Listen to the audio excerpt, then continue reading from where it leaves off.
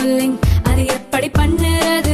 காலையில் எழுந்ததும் எதுவும் சாப்பிடாமல் இதயம் வளத்தை வாயில ஊத்தி நல்லா கொப்பளிக்கணும், அப்புறம் அதை துப்பிடணும். இதுதான் ஆயில் புல்லிங்.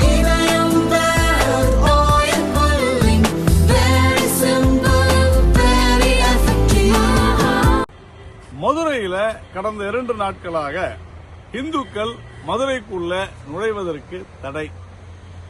இதெல்லாம் ஆச்சரியமா இருக்குதா? நம்ம சொந்த நாட்டுல, நம்ம மாநிலத்துல, நம்ம மாநில மக்களே, தமிழர்களே மதுரைக்குள்ள நுழையக்கூடாது என்று திராவிட மாடல் திமுக அரசு தடை விதித்திருப்பது என்பது வன்மையாக கண்டிக்கத்தக்கது. எதனால இந்த தடை அப்படின்னு பார்த்தோம்னா, திருப்பரங்குன்றம் மலை அறுபடை வீடுகள் என்று சொல்லப்படக்கூடிய முதல் அறுபடை வீடாக நம்முடைய இந்து கடவுள் திராவிட மாடல் சில நபர்களால் சொல்லப்படக்கூடிய ஒரு வார்த்தை முருகன் தமிழ் கடவுள்.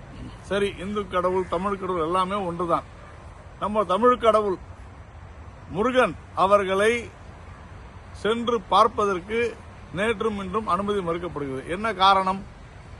சில பேர் அதை சிக்கந்தர் மலைன்னு சொல்றாங்க.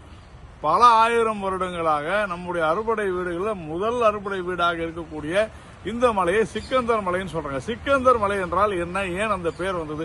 சிக்கந்தர் ஷா என்கின்ற ஒரு நபர் மதுரைக்கு அங்கு நடந்த ஒரு போரின் போது உதவுவதற்காக வந்த ஒரு நபர் ஏமாற்றி சூழ்ச்சி செய்து மதுரையை கைப்பற்றி அதன் பிறகு திருப்பாண்டியன் என்கின்ற நம்முடைய மன்னர் ஒரு நபர் விஜயநகர பேரரசின் துணையோடு மீண்டும் அந்த சிக்கந்தர் சுல்தான் நல்லா ஞாபகம் வச்சுங்க, சிக்கந்தர் மலை இல்ல, சிக்கந்தர் சுல்தான் ஷா மலை, அந்த நபரை திருப்பரங்குன்றத்திலே பதுங்கி இருந்த நபரை கொன்று அந்த நபருடைய நம்மை அடிமைப்படுத்திய பல இந்துக்களை கொலை செய்து மதுரையை தன்னுடைய சூழ்ச்சியால் கைப்பற்றிய ஒரு நபர் அதன் பிறகு நடந்த போரில் அந்த திருப்பரங்குன்றம் மலையிலே சென்று பதுங்கி இருந்த பொழுது கொல்லப்பட்டு அங்கு அந்த நபருடைய உடல் அடக்கம் செய்யப்பட்டது.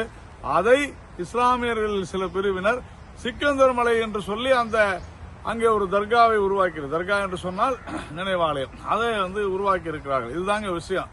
ஆனால் இந்துக்களுடைய பெருந்தன்மையின் காரணமாக, இந்துக்களுடைய சகிப்புத்தன்மையின் காரணமாக, சரி நீங்க அதை செய்யறீங்களா, ரைட் இருந்துட்டு போங்க அப்படின்னு சொல்லி பெருந்தன்மையோடு இத்தனை வருடங்களாக விட்டிருந்தனர். ஆனால் தொடர்ந்து அங்கு பல இடங்களிலிருந்து முஸ்லீம்கள் இஸ்லாமியர்கள் பலர் அங்கே வந்து கொண்டே இருந்த அந்த நேரத்தில் திடீரென்று இந்த வருடம் அங்கே நாங்கள் ஆடை பலி கொடுப்போம், கோழியை பலி கொடுப்போம் என்றெல்லாம் சொல்லி புனிதம் வாய்ந்த சிவபெருமான் அமைந்திருக்கிற, முருகப்பெருமான் அமைந்திருக்கிற, பெருமாள் அமைந்திருக்கிற பல்வேறு நம்முடைய தெய்வங்கள் எல்லாம் இருக்கக்கூடிய அந்த இடத்துல இவர்கள் நான் பலி கொடுப்பேன் அப்படின்னு சொல்லி அசைவ உணவை எடுத்து செல்வேன் என்றெல்லாம் சொல்லி மிகப்பெரிய பிரச்சனையை உருவாக்கினார்கள். காவல்துறை இதை கண்டுகொள்ளவில்லை.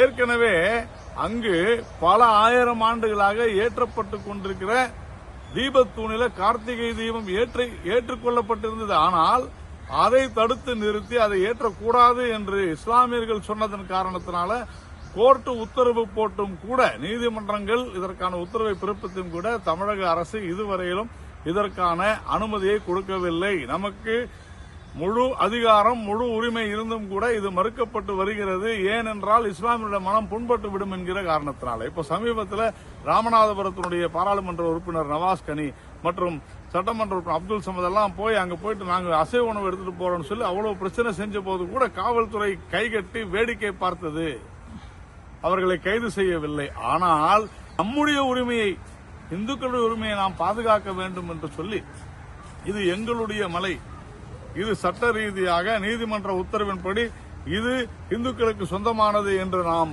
சொல்லியும் நம்மை அங்கே அனுமதிக்க மறுக்கிறது திராவிட மாடல் திமுக அரசு. இது மதவாதம். ஒரு மதத்திற்கு ஆதரவாக இந்த திமுக அரசு செயல்பட்டு எப்படி சிக்கந்தர் ஷா என்கின்ற ஒரு நபர், ஒரு சுல்தான், ஒரு துருக்கியர் நம்மை அடிமைப்படுத்தினானோ அதைவிட மோசமான முறையில் இன்று திராவிட மாடல் திமுக அரசு நம் இந்துக்களை அடிமைப்படுத்துகிறது. இதுதான் இந்த திருப்பரங்குன்றத்தில் இருக்கக்கூடிய ஒரு நீண்ட நெடுங்கதை. திராவிட மாடல் திமுக அரசு இந்துக்களை நசுக்க பார்க்கிறது.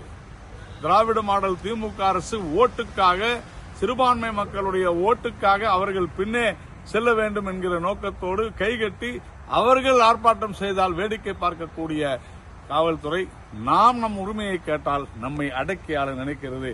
இது பாசிச மதவாத திமுக அரசு. வீழட்டும்.